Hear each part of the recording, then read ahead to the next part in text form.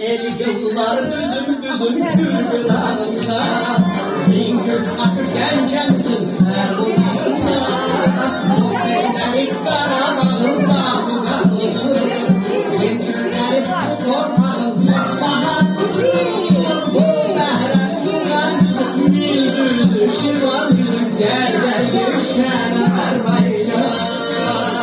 Her günler şafalıdır göl göller safalıdır her yanı gülşen Azerbaycan.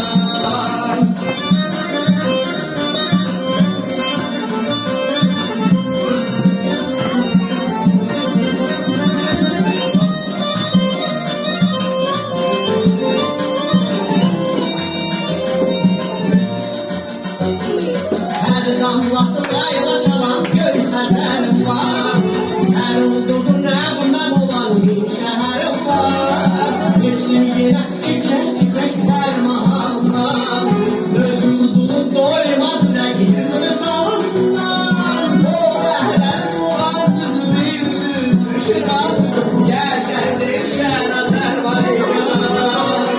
Her günler şafalıdır köy göllər safalıdır her yanı gülşen Azerbaycan.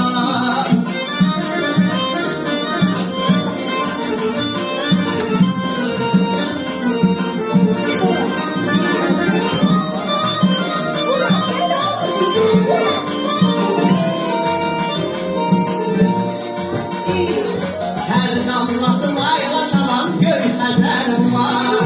Her ulduzun nəğməm olan bir şəhərim var.